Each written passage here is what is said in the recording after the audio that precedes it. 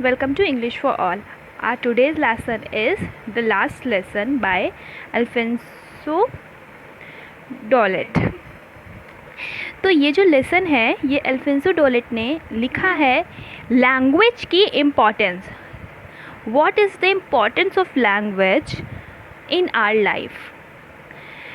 जब फ्रीडम नहीं मिलती है हम लोगों को, उस समय हम लोग की लैंग्वेज की क्या इम्पोर्टेंस होती है किसी की लाइफ में, एक पर्टिकुलर इंसान की, ये इस चैप्टर में बताया है। ये जो चैप्टर है ये फ्रांसो पर्शियन वॉर के टाइम का चैप्टर है। उन्होंने इस समय में लिखा हुआ है कि किस तरीके से जो पर्शियन वॉर हुई थी उसमें जो पर्शियन लोग थे उन्होंने फ्रांस के ऊपर कब्ज़ा कर लिया था और वहाँ पे फ्रेंच बोलने और पढ़ने पे पूरी तरीके से रिस्ट्रिक्शन लगा दी थी, और किस तरीके वहाँ के जो लोग थे वो फ्रेंच को as a symbol of their freedom मान रहे थे। तो ये चैप्टर स्टार्ट होता है विद इट्स हीरो जिसका नाम था फ्रांस। फ्रांस जो है स्कूल के लिए लेट हो रहा होता है। वह सुबह सुबह उठता है, स्कूल के लिए लेट हो रहा होता है और उसको बहुत डर लग रहा होता है कि उसके जो टीचर हैं जो फ्रेंच पढ़ाते हैं उसके स्कूल में, जिनका नाम है डॉक्टर एम हेमेल, वो आज पार्टिसिपल्स पे क्वेश्चंस पूछने वाले थे और उसको कुछ भी नहीं आता था। He didn't even know a first word about them. अब वो जल्दी जल्दी भाग रहा होता है। पहले तो वो सोचता है कि वो स्कूल ना जाए, आज का दिन वो पूरा बाहर बिता दे, पार्क में या कहीं खुले में, लेकिन वो जाना के लिए तैयार हो जाता है। वो जाता है, वो देखता है बहुत ही ब्राइट डे होता है, चिड़िया चहचहा रही होती हैं, जो पर्शियन सोल्जर होते हैं वो ड्रिल कर रहे होते हैं और वो बहुत ही जल्दी जल्दी में जो है स्कूल जाने रहा होता है।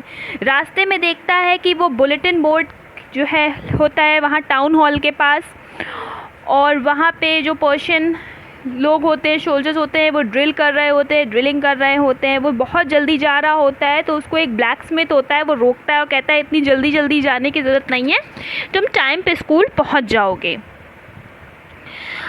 अब वो जब स्कूल जाता है तो देखता है कि ऐसे तो वो सोचता है कि हम जल्दी स्कूल पहुंचेंगे तो चुपचाप जा कर के बैठ जाएंगे, लेकिन जब वो स्कूल पहुंचता है तो देखता है कि आज जो क्लास है वो बहुत ज़्यादा साइलेंट मोड में बैठी हुई है, सब लोग बहुत शांत हैं और जो उनके टीचर हैं एम हेमेल, वो भी जो है इस अपने आर्म के नीचे एक आयरन की स्केल जो है दबा के वो राउंड लगा रहे होते हैं और सब बच्चे बहुत साइलेंटली बैठे होते हैं। अब वो देखता है कि उसके टीचर जो होते हैं उन्होंने आज बहुत ही अच्छे कपड़े पहन रखे होते हैं, एक ब्यूटीफुल ग्रीन कलर का कोट पहन रखा होता है, एक फ्रिल्ड शर्ट पहन रखी होती है और उन्होंने ब्लैक सिल्क कैप लगाई होती है जिसके ऊपर एम्ब्रॉयडरी होती है। वो सोचता है कि यूजुअली तो इस तरीके के कपड़े जो उसके टीचर थे वो केवल इंस्पेक्शन के टाइम और प्राइज डिस्ट्रीब्यूशन के दिनों में पहना करते थे, पर आज पता नहीं क्या है।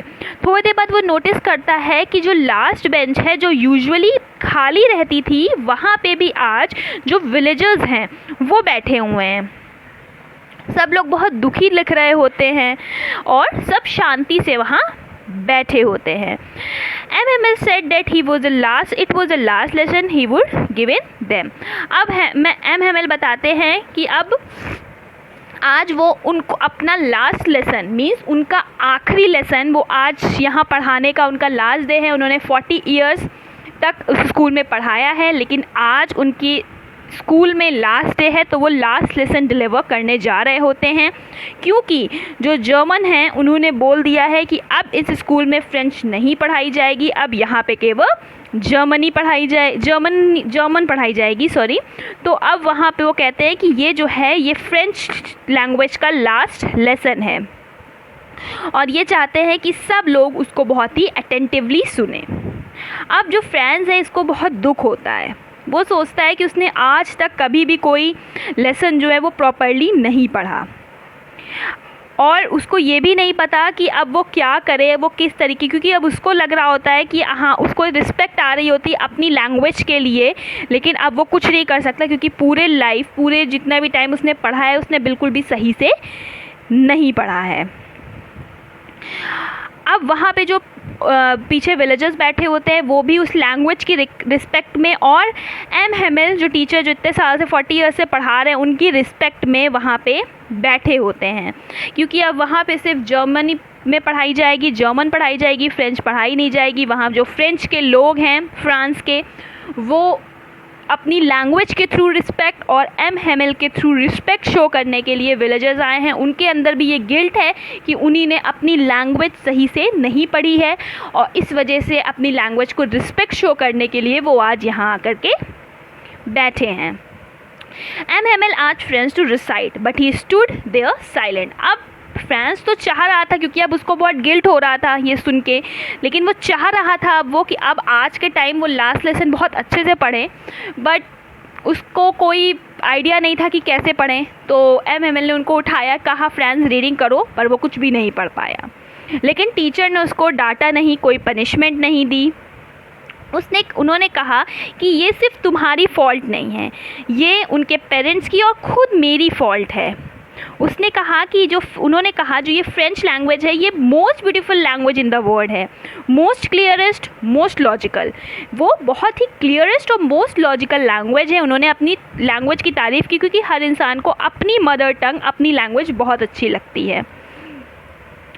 उन्होंने कहा कि ये जो लैंग्वेज है ये प्रिजन में बहुत काम आती है। अगर हम लोग इस समय कोई भी जगह पे किसी अदर देश के लोग जब रूल करने लगते हैं तो उस देश के लोगों को वो ज़्यादातर जेलों में डाल दिया करते थे। तो वो ये कहते हैं कि जब जेलों में डाल दिया जाएगा अगर हम लोगों को या यहाँ फ्रेंच के लोगों को, तो ये जो लैंग्वेज है ये बहुत काम आएगी हम लोगों को या उन लोगों को आपस में कम्युनिकेट करने के लिए, क्योंकि जो जर्मन होंगे उन्हें ये लैंग्वेज समझ में नहीं आएगी।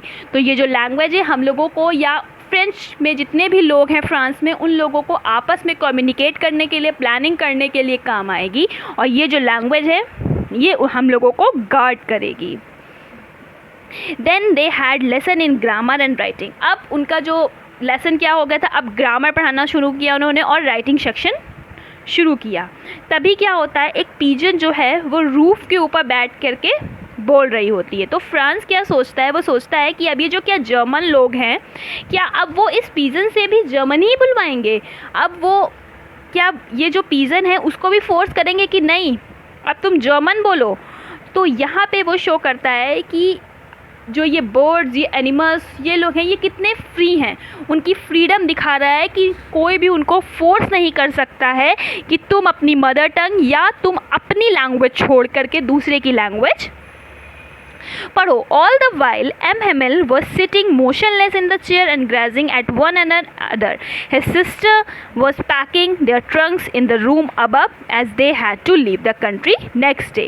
अब M. Hamill बिल्कुल शांति से मोशनलेसली, मतलब वो कोई एक्शन नहीं कर रहे होते, उनकी चेयर पे बैठे होते हैं। उनकी सिस्टर जो हैं वो ऊपर रूम से सारी चीज़ें पैक कर रही होती क्योंकि उनको वो कंट्री नेक्स्ट डे छोड़नी होती है। After writing they had a lesson in history. उसके बाद उन्होंने हिस्ट्री स्टार्ट की। And then the babies chanted their बाबू। Even old Hauser was crying. All at once struck 12 and then the midday prayer. और तभी वो history पढ़ाना शुरू करते हैं, बच्चे रोने लगते हैं और तभी क्या होता है, 12 बज जाते हैं और पीरियड ओवर हो जाता है। At the same moment the Trump of Persian returning from drill. और अब क्या होता है, पर्शियन लोगों की ड्रिल्स की आवाज़ आने लगती हैं।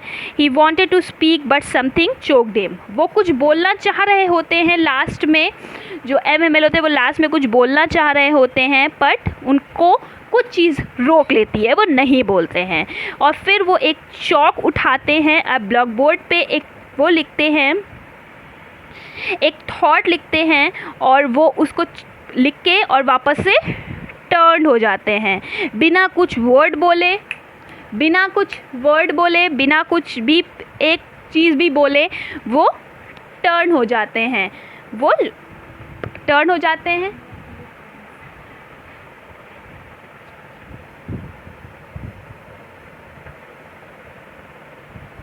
तो वो क्या लिखते हैं ब्लैक बोर्ड पे, वो फ्रेंच में एक फ्रेज़ लिखते हैं। फ्रेंच का एक फ्रेज़ होता है जिसका जो लिखा है वाइव ला फ्रांस, जिसका मतलब होता है लॉन्ग लिव फ्रांस, जिसका मतलब क्या होता है लॉन्ग लिव फ्रांस, यानी जो फ्रांस है वो बहुत सालों तक जीवित रहे। और उसके बाद वो एक वर्ड भी अपने मुंह से नहीं निकालते हैं और अपने हाथ को इस तरीके से डिनोट करते हैं, इस जेस्चर में दिखाते हैं, जैसे कि हम लोग कहते हैं ना कि कहीं पे हम लोग अपने हैंड्स क्या करते हैं, एक हैंड थोड़ा बाहर निकालते हैं, एक हैंड उसे थोड़ा छोटा करते हैं कि अब आप लोग लीव कर सकते हैं, आप लोग जा सकते हैं। इस तरीके का वो जेस्चर अपने हैंड का करते हैं और कहते हैं school was dismissed and they might go. वो कहते हैं कि अब स्कूल जो डिसमिस हो गया है, अब आप लोग जा सकते हैं। तो यहाँ पे स्टोरी एंड होती है। इस स्टोरी में मेनली इस स्टोरी की थीम यही है कि किस तरीके से हमारी जो लैंग्वेज है ये हमारे लिए बहुत प्रीशियस होती है। थ्रू आउट स्टोरी वो importance of freedom and preciousness of one's own language बताते हैं। किस तरीके से उस टाइम पर के फ्रेंच के लोगों के लिए फ्रेंच लैंग्वेज बहुत ज़्यादा इम्पॉर्टेंट थी। वो जर्मन नहीं बोलना चाहते थे, पर्शियन के लोगों ने वहाँ पे कब्ज़ा कर लिया था, अब उनको केवल और केवल जर्मन बोलने के लिए फोर्स किया जा रहा था। तो यहाँ पे स्टोरी एंड होती है। And thank you for watching.